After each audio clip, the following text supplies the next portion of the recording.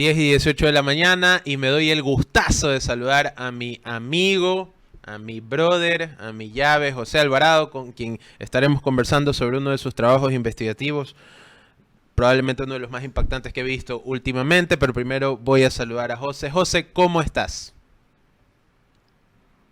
No tengo audio. ¿Estás Hola, muteado? hola, ahí está, ahí me Hola, ahí escuchan bien, ¿no? estamos. Activa el audio. ¿Cómo estás? ¿Qué tal, Outsiders? ¿Cómo andan? ¿Todo bien? Un gusto Bien, estar bien, bien. esta Aquí mañana con ustedes. con reemplazo de mi amigo Waldo está Hugo. José, primero que nada tengo que felicitarte por el trabajo que has hecho. La verdad es que esta pieza periodística de torturados y ejecutados me dejó un poco impávido, sorprendido y también un poco impactado porque no sabía de este caso, lo desconocía totalmente. Entonces quiero preguntarte primero cómo llegaste a esa información o a investigar esa línea. Sí, mira, habíamos conversado con una amiga periodista del canal, Anabel Verde Soto. Ella tuvo un contacto hace algún tiempo atrás con el abogado del grupo de personas que habrían sido torturadas en este caso.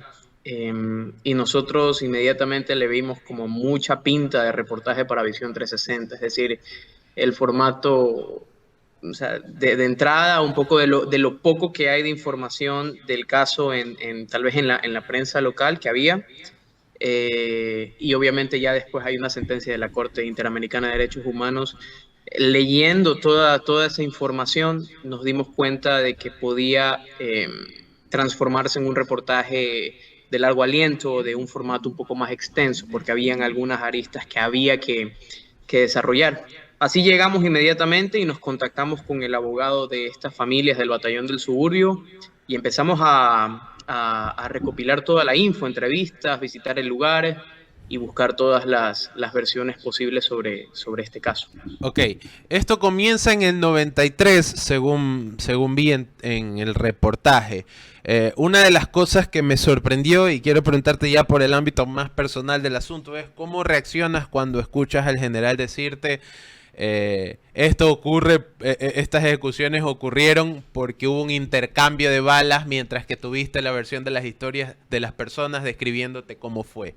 ¿Qué sacaste, qué sentiste en ese momento? Porque yo te digo lo que sentí, me sentí un poco indignado, ¿no? De escuchar la seguridad con la que decían eso. Claro, sí, siempre tengo como una posición de escepticismo sobre cualquier versión que yo vaya recopilando sobre cualquier tema, eh, una porción, ¿no? Pero en este caso particular teníamos muchas familias a las que habíamos entrevistado y igual sentía el deber de tener la versión del ex ministro de Defensa de la época Claro. para tener algo de balance y equilibrio dentro de este reportaje. Si me preguntas sobre las sensaciones, la verdad es que igual mantengo o sea, ciertas dudas en sí, porque hablando con el fiscal del caso, que también lo entrevistamos y es parte del reportaje, él Ujú. desvirtúa esa versión del Ministerio de Sí. Defensa o de las Fuerzas Armadas de la época sobre el intercambio de disparos y que a raíz de eso murieron 3 personas. Ujú. Él nos pone la comparación de otros casos en donde han existido ejecuciones extrajudiciales y el contexto de la época, que es un detalle no menor del Ujú. reportaje, por eso iniciamos por ahí, en esta pieza. Da muchas luces sobre cómo se manejaba la lucha antidelincuencial de la época, y un poco la posición o la forma de llevar esa lucha por parte de la fuerza pública, no solo de militares, sino también de Policía Nacional. Por eso esas cuestiones creo que se van respondiendo dentro del reportaje y bueno, ahí tenemos todas esas versiones para que al fin y al cabo el televidente saque sus propias conclusiones. Pues, ¿no? El otro día estaba conversando con Diego Casar, quien hizo un libro sobre el caso de Olavini, y asimismo él me mencionaba lo mismo que tú, ¿no? Tienen que comenzar la investigación siendo escépticos de toda versión que recojan, pero él encontró algo interesante y es que decía, es mucho más difícil no tomar parte cuando tienes a la parte afectada, a Olavini, y a todo alrededor coincidiendo en la historia casi de manera clínica, mientras que la parte oficial tiene muchas contradicciones. ¿Te pasó algo similar? Sí, sí, sí, sí. Quiero leerme ese libro, de hecho. Recién salió. Ya lo descargaste, Eh, está gratis Está gratis, todavía, sí. aprovecha. sí, sí, sí, sí, sí, sí lo vi por ahí, pero Si no, ya yo voy tengo el a... PDF igual. Chévere.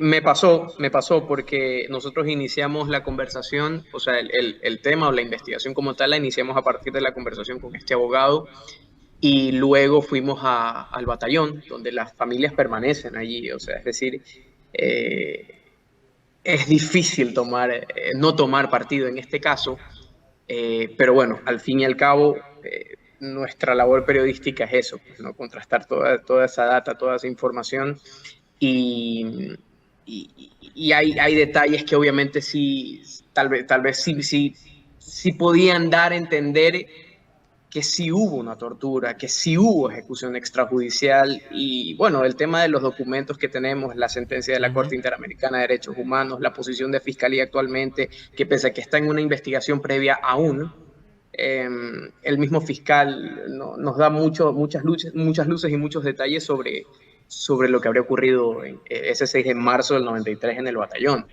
Sí, pero sí Claro. te digo, es difícil no tomar partido cuando tienes a mucha gente que visiblemente se ve muy afectada Claro, y por algo que coinciden pasó ya hace 29 coinciden años. en historias aparte, ¿no? Porque no es que te dicen, claro, a mí me torturaron aquí y otro te dice, no, pero a mí me torturaron en un día distinto. Todos coinciden Exactamente. en el día, en la hora, en la fecha, en los modos, ¿no? Me Más que imagino. todo el señor que tenía 13, tan solo 13 años cuando lo Claro, capturaron a es él. O sea, impactante. O la señora que estaba embarazada y le exacto. hablan O de los sea, golpes. Es realmente terrorífico, ¿no? Hasta Sí, cierto no, punto. y si vieron, o sea, si vieron el reportaje, también entrevistamos al hermano del chico de 13 años, Ujú. y el señor visiblemente, y eso lo vimos con mi equipo, y al momento de entrevistarlo estaba todavía como en marcado, O sea, es shock, que es un evento remarcado traumático, ¿no? y recordando todos esos momentos que la verdad es que pasaron 29 años y aún están súper, súper, súper frescos ahí en la memoria de la gente. Bueno, un evento traumático generalmente te dura toda la vida, ¿no? Que te despierten en la madrugada y ven encapuchados con armas no es algo que se vaya a olvidar pronto. Durante el reportaje mencionaron algo muy interesante, lo mencionaste tú, que es el hermetismo de las Fuerzas Armadas y generalmente de la fuerza pública cuando uno trata de investigar algo. Una vez más, Diego Casar mencionó que le pasó algo similar cuando estaba intentando seguir el caso de Olavini. ¿Por qué crees que pasa esto? ¿Crees que este hermetismo es necesario? ¿Crees que este hermetismo que tienen las fuerzas públicas en realidad es solo para encubrir las cosas que hacen mal? ¿O si es una herramienta útil tener tantos secretos de Estado? claro, porque decían que el acuerdo se había firmado en Quito. El Ujú. acuerdo que Claro, ese tenía, es el sí. acuerdo que para detener al Sol Rojo, que es uno Exacto. de los argumentos que tenía el exministro para decir que sí existía, ¿no? Pero ¿crees que el hermetismo es útil? El hermetismo en ciertos casos es útil, pero yo creo que con un evento de este tipo, en donde afectaste a un montón de gente, lo más responsable es tener información y colaborar con toda la información para tratar de llegar a una especie de justicia. Si es que eventualmente la investigación llega a darle la razón, la justicia local, no hablando en términos propios, llega a darle la razón a todas las familias del batallón. Ese hermetismo, que lo decimos en el reportaje, es por parte del Ministerio de Defensa actual bueno, también solicitamos la versión del Comando Conjunto de las Fuerzas Armadas. Si la misma Fiscalía tiene muchas dificultades en poder encontrar datos o poder recopilar partes o poder encontrar tal vez algún tipo de oficio que justificaba la incursión, ha sido complejo para ellos mismos, para nosotros también lo fue y lamentablemente estamos hablando y lo reitero, un evento que pasó hace 29 años. Estamos Ujú. hablando de gente que se siente afectada aún. Ese hermetismo no se justifica para mí, pero es el escudo que ellos utilizan para no, tal vez para o sea, no buscar tal vez una polémica más allá.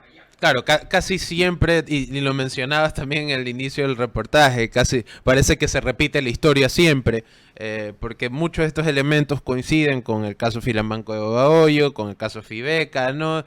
Eh, Abusos, ejecuciones y después hermetismo total para investigar. Y esto que se repite me hace pensar que probablemente haya casi que ya una cuestión cultural dentro de, no sé si de la justicia, pero sí de las Fuerzas Armadas, ¿no? Si cometemos abusos, es mejor cerrarnos todos hacia atrás y poner una muralla entre la información real y la gente. Es que no se puede tampoco dar ese tipo de información porque al final ellos son los Eso es afectados. justo lo que O sea, estamos debatiendo, claro. o sea, si ese hermetismo se justifica. O sea, ¿y qué sacaste como conclusión general de todo el caso? ¿Tienes como que alguna percepción propia que puedas compartir, así decir, bueno, yo creo que aquí el Estado actuó pésimo o creo que todavía hay falta investigación en el tema? Me quedan, me quedan dudas todavía sobre la justificación de la incursión militar. José Gallardo, el ex ministro de Defensa, José Gallardo, me había comentado que no recordaba, no me lo afirma ni me lo niega tampoco, pero no recordaba que esa incursión haya sido justificada para desmantelar a esta supuesta célula subversiva que se llamaba Sol Rojo. Claro. Sino Estamos que se hablando también enmarcaba. de un señor de edad, ¿no? José Gallardo, que ya en su momento estaba mayorcito, Sí, ahorita debe estar sí, jugando el exacto. O sea, sobretiempo, claro. estamos hablando del gobierno de Sixto Durán Ballén, pasaron Claro. 29 años, entonces también hay que considerar algunas de esas situaciones. Me pasó que el tema al fin y al cabo se justifica o se enmarca dentro del contexto de inseguridad que vivía Guayaquil. Ok. Entonces, pero las familias me terminan diciendo que los militares les decían, tú conoces a esta gente, tú eres de esta banda subversiva, y se repite mucho este argumento. Entonces, obviamente ahí me queda muchísima tela de duda y tal vez se puede incluso dar seguimiento en posteriores reportajes, no sé si tal vez en un formato escrito o alguna cuestión así también, de qué era Sol Rojo, cómo se componía, Ujú. si es que sigue activo o no, porque por ahí yo me puse a ver también en Facebook, encontraba algunos grupos de Facebook como tal. Claro. Por ahí hay gente que adhiere Lo que o que dice se que es siente parte. identificada con Sol Rojo, que es algo muy chiquito por lo que estuve viendo. Pero bueno, ahí igual el hecho puntual o el hecho fundamental que argumenta Gallardo es la entrega de armas de Sol Rojo, sí existió. Yo conversando Claro. también con colegas que reporteaban en esa época, me hablaron que, por ejemplo, fue así como inició el rumor de Sol Rojo o la presencia de Sol Rojo dentro de una coyuntura, Así así mismo de se rápido como fumó. escaló, así de rápido desapareció también. Ok. O sea, no fue algo muy grande, pero todas esas interrogantes Y es curioso, ¿no? me Porque quedan. generalmente el enemigo del Estado, sobre todo en ciertos momentos de la historia del Ecuador, generalmente siempre cumple con estos parámetros, ¿no? Tiene alguna relación con una célula comunista y está armado y es peligroso. En ningún momento de la investigación encontraste a alguien de Sol Rojo como tal que quiera dar una entrevista. No encontré a nadie de Sol Rojo. De hecho, estaba tratando de identificar a las personas que están en las imágenes del desarme, del Ajá. evento, de cuando ¿Y se había alguien firma. conocido, no? No, o sea, ninguno conocido y ya, bueno, también los tiempos de televisión son Claro. un poco complicados, entonces también tal vez sí, o sea, como te digo, a mí me encantaría realizar un seguimiento sobre quiénes eran, Ah, qué bien. hacían, si es que adherían tal vez se hablaba en un rato, había LN, ¿no? una Mencionaron investigación LN en algún momento. perdóname. Mencionaron en el reportaje que tenían enlaces con otros grupos, ¿no? Como los de Perú, Eh, etcétera. Sí, más que nada con los peruanos, Ajá. con supuestos vínculos con Sendero Luminoso. Eje Sendero Luminoso. Por ahí nosotros encontramos reportajes en donde se los vinculaba a ellos y reportajes también del archivo de Coavisa, que eran fuentes propiamente militares. Pero como te decía, así de rápido como escaló el tema de Sol Rojo en su época, que tampoco fue algo magnífico, ¿no? O una dimensión como Alfaro Vive Carajo, por ejemplo, Claro. pero así de rápido se silenció. Entregaron las armas y no se supo más. Pero por ahí he visto cosas muy chiquitas en Facebook, en Internet, en redes sociales, un blog por ahí vi también de Sol Rojo. Entonces, no ¿Activo sé, aún me quedé. o como que con publicaciones viejas? Por ahí vi algo de 2022, algo de mayo, marzo, una cuestión así. Entonces, no sé, tal vez puede ser una persona simplemente, Claro. pero por ahí te Pero queda claro, también igual sería un buen esa punto de curiosidad. partida, ¿no? Para un seguimiento, capaz.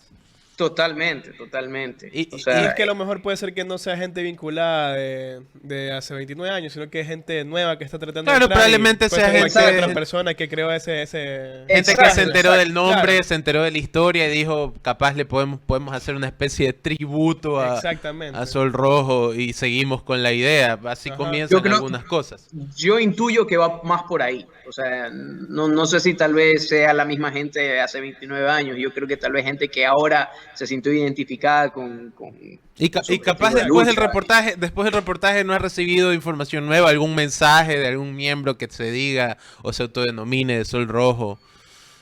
No he recibido nada de información al respecto. Igual voy a revisar, no sé, mensajes filtrados, alguna cuestión así, Claro, pero En el spam. generalmente esas cosas suceden, ¿no? Cuando uno publica ya como que el primer paso en la investigación comienza a llegar información de personas que se autodenominan como tal, claro. capaz por ahí. Entonces, ¿cuál sería tu siguiente punto si le fueses a dar seguimiento a esta investigación? Yo creo que ir por ahí, un poco sobre el tema de de estos grupos subversivos y la lucha que tenía el Estado en esa época. Creo que, no sé si hacerlo como para televisión como tal, pero sí es una curiosidad que a mí me queda un poco sobre cómo se articulaban todos estos operativos o toda esta estrategia contra estas células subversivas. Yo imagino que no era la única.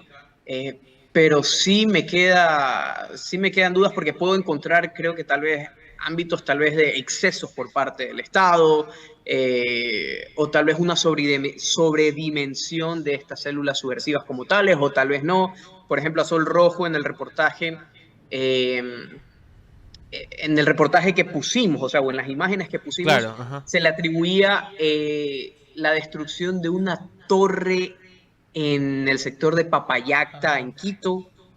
Entonces había tal vez esos eventos que se han perdido en la historia, daban pie tal vez a un operativo militar, Claro, alguna cuestión o así como tú para dices, se desmantelarnos. magnificaba como para tener un enemigo público, ¿no?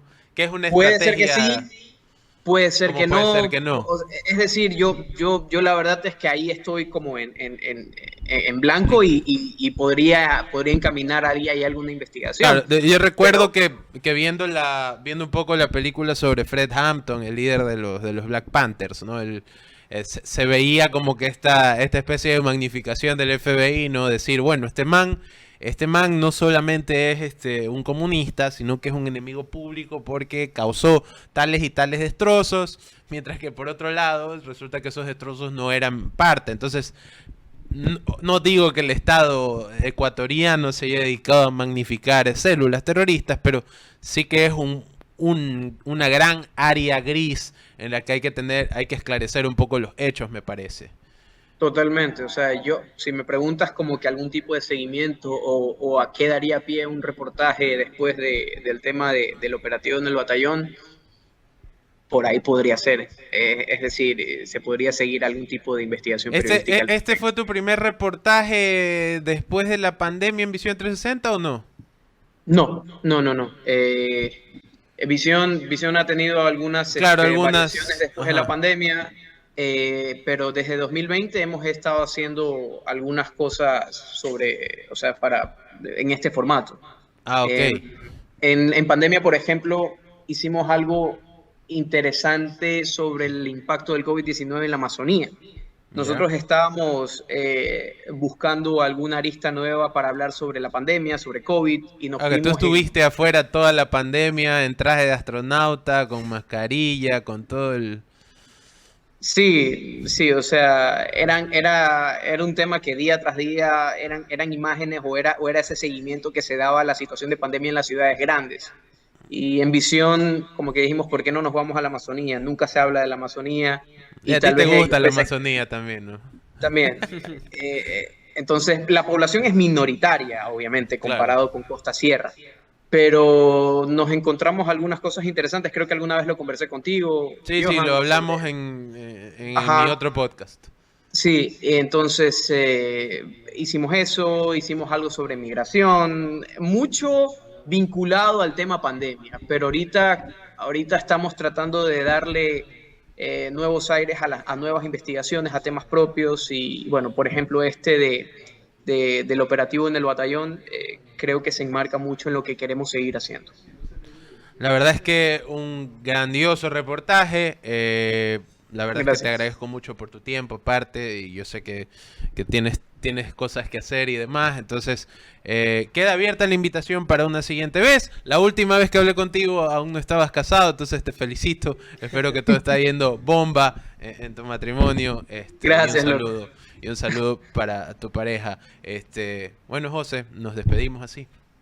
Gracias, chicos. Un gusto y cuando quieran. Un gustazo igual. Listo.